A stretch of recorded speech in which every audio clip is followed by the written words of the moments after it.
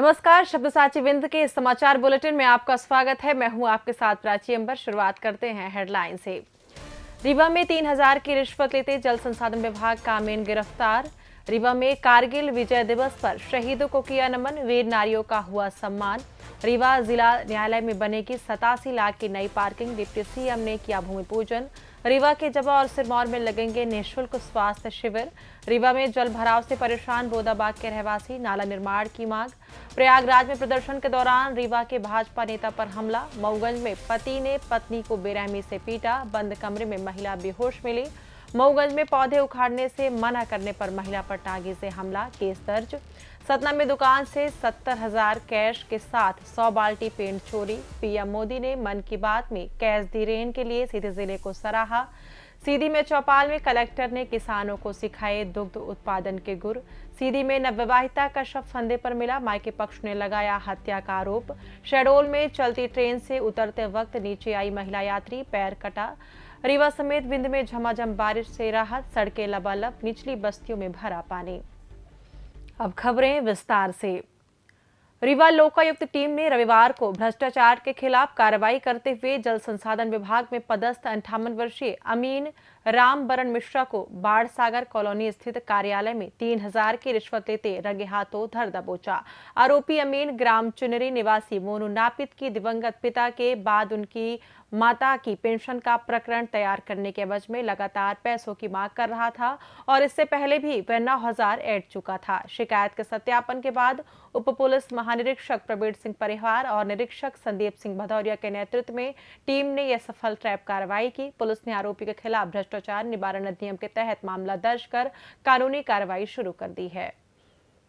शिकायतकर्ता श्री मोनू नापित निवासी सोहागी रीवा द्वारा दिनांक 24/7/2026 को आके मुझे कार्यालय में पुलिस अधीक्षक महोदय के समक्ष शिकायत की गई थी। तो उनके पिताजी स्वर्गीय श्री नापित जी का स्वर्गवास लगभग उनका मार्च 2026 में उनकी मृत्यु हो गई थी और उनकी मां के पेंशन का प्रकरण यहाँ पे जल संसाधन विभाग में पेंडिंग था। तो उस पेंशन प्रकरण को बनाने के लिए वहाँ पे पदस्थ रामबरन मिश्रा, जो अमीन उनका पद है और बड़े बाबू का काम देखते हैं, वहाँ पे उनके द्वारा उनसे 7000 रिश्वत की मांग की जा रही है। तो शिकायत का सत्यापन कराया गया और सत्यापन के दौरान उनके द्वारा 4000 रुपये उस दिन सत्यापन के दौरान प्राप्त किए गए और आज उनको 3000 रुपये रिश्वत लेते हुए ट्रैप किया गया है। रीवा के कृष्णा राज कपूर ऑडिटोरियम में अखिल भारतीय पूर्व सैनिक सेवा परिषद द्वारा आयोजित 2 दिवसीय मध्य क्षेत्र प्रतिनिधि सभा और कारगिल विजय दिवस समारोह रविवार को आयोजित हुआ। इस अवसर पर मुख्य अतिथि के रूप में शामिल हुए प्रदेश के उप मुख्यमंत्री राजेंद्र शुक्ल ने कारगिल युद्ध के अमर बलिदानियों के शौर्य और पराक्रम को नमन करते हुए देश की रक्षा में उनके योगदान के प्रति कृतज्ञता व्यक्त की। कार्यक्रम में सांसद जनार्दन मिश्रा की मौजूदगी के बीच जिले के अमर शहीदों की वीर नारियों, वीर माता पिता और उत्कृष्ट कार्य करने वाले पूर्व सैनिक व गणमान्य नागरिकों को सम्मानित किया गया। समारोह में बड़ी संख्या में पूर्व सैनिक, उनके परिवारजन और स्थानीय नागरिक उपस्थित रहे। रीवा के जिला न्यायालय परिसर में उप मुख्यमंत्री राजेंद्र शुक्ल ने 87 लाख की लागत से बनने वाले आधुनिक पार्किंग स्थल का भूमि पूजन किया। इसके साथ उन्होंने परिसर में नवनिर्मित औषधालय और विधि उद्यान का भव्य लोकार्पण भी किया।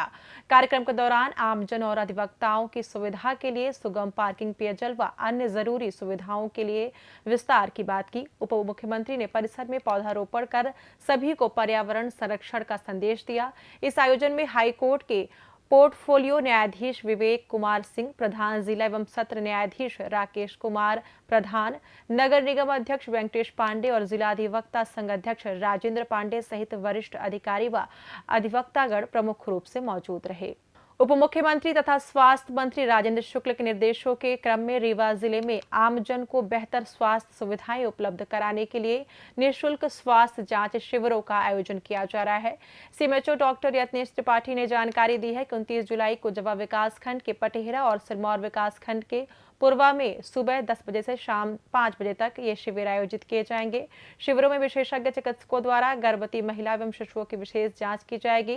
साथ ही मरीजों को मुफ्त दवाओं का वितरण भी होगा। इसके अलावा स्वास्थ्य विभाग की प्रमुख जन कल्याणकारी योजनाओं की जानकारी दी जाएगी। रीवा के वार्ड क्रमांक 7 स्थित हाउसिंग बोर्ड कॉलोनी बोदाबाग में लंबे समय से जारी जल भराव की समस्या ने रहवासियों का जीना मुहाल कर दिया है। हल्की से तेज बारिश होते ही कॉलोनी लबालब हो जाती है और पानी लोगों के घरों के भीतर घुस जाता है, जिससे भारी नुकसान का सामना करना पड़ रहा है। इस गंभीर समस्या से परेशान लगभग 50 परिवारों ने राहत की गुहार लगाई है। स्थानीय नागरिक राजीव खंडेलवाल सहित अन्य रहवासियों ने नगर निगम आयुक्त को पत्र सौंपकर मांग की है कि कॉलोनी के मुख्य सड़क पर शिव मंदिर से लेकर राजेंद्र मिश्रा के घर तक तत्काल नवीन नाले का निर्माण कराया जाए, ताकि हर साल होने वाले जल भराव से मुक्ति मिल सके। रीवा के चाकघाट निवासी भाजपा नेता प्रशांत पाठक पर प्रयागराज में हमला हुआ है। वे इलाज कराकर वापस लौट रहे थे, तभी दिल्ली के जंतर मंतर पर नीट पेपर लीक प्रदर्शन के समर्थन में उतरे युवकों ने उनकी गाड़ी को घेर लिया। उपद्रवियों ने वाहन में जमकर तोड़फोड़ की, शीशे फोड़ दिए और गाड़ी से भाजपा का झंडा निकालकर सड़क पर फेंक दिया। करीब 1 घंटे तक वे भीड़ के बीच फंसे रहे। चालक की सूझबूझ से वो सुरक्षित वहां से निकल सके। भाजपा नेता ने इस घटना की रिपोर्ट रविवार को थाने में दर्ज कराई है।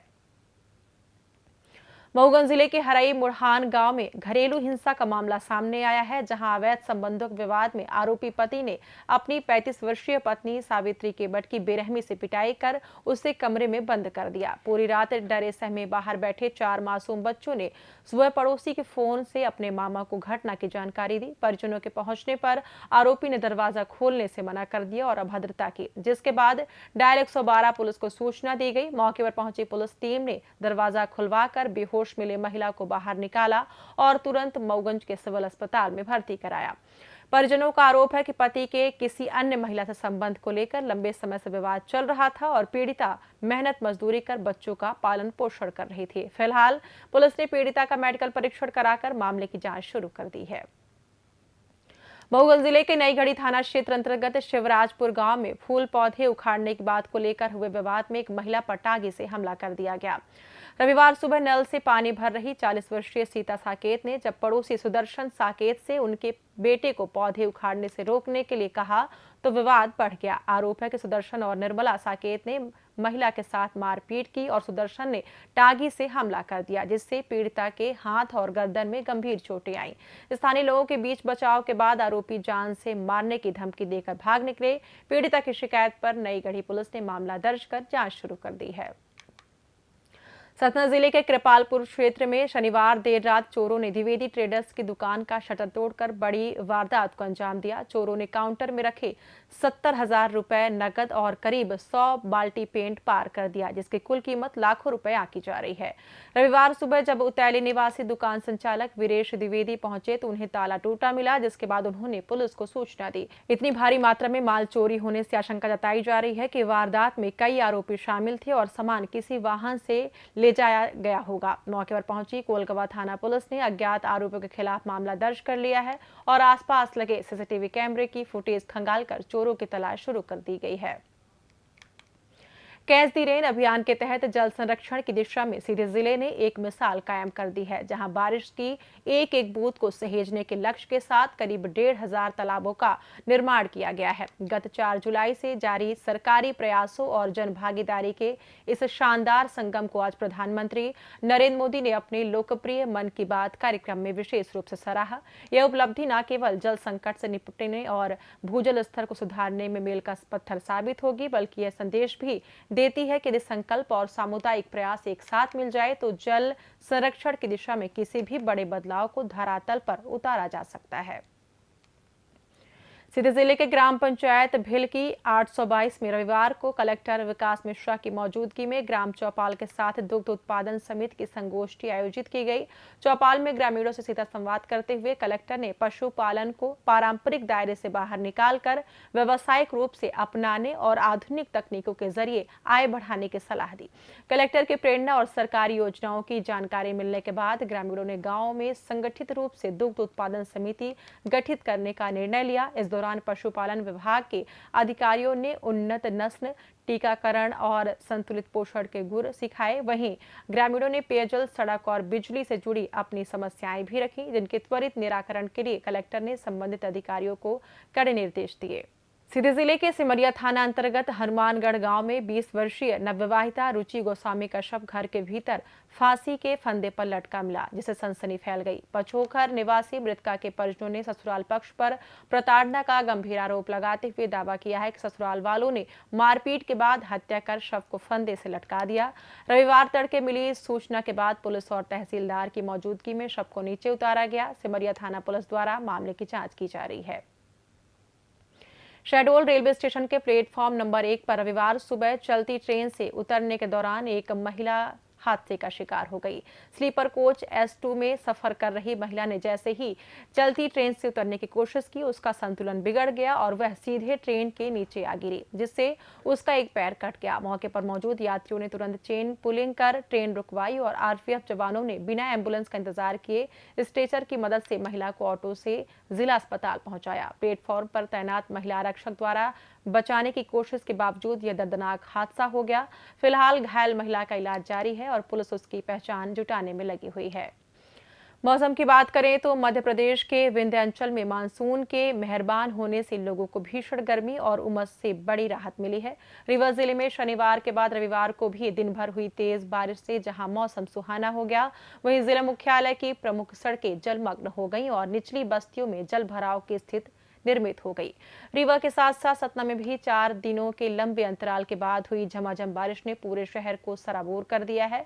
उधर मैहर जिले की अमरपाटन और आसपास के इलाकों में दोपहर में हुई मूसलाधार बारिश से किसानों के चेहरों पर खुशी लौट आई है। हालांकि कई वार्डों में नालियों का गंदा पानी घरों में घुसने से रहवासियों को फजीहत झेलनी पड़ रही है। मौसम विभाग के पूर्वानुमान के मुताबिक आगामी 24 से 48 घंटों के दौरान रीवा, सतना और मैहर सहित विंध्य के अधिकांश हिस्सों में मध्यम से भारी बारिश का दौर जारी रहने की संभावना है, जिससे तापमान में और गिरावट आएगी। इसी के साथ ये समाचार बुलेटिन समाप्त हुआ। कल फिर मिलेंगे नई खबरों के साथ। जुड़े रहिए शब्दसाची विंध्य से जुड़ी तमाम खबरों के लिए हमारे चैनल को सब्सक्राइब कर दें, वीडियो को लाइक करें, शेयर करें और बेल आइकॉन दबाना ना भूलें। अपने आसपास की खबरें हम तक पहुंचाने के लिए स्क्रीन पर दिए गए नंबर पर आप संपर्क कर सकते हैं। धन्यवाद।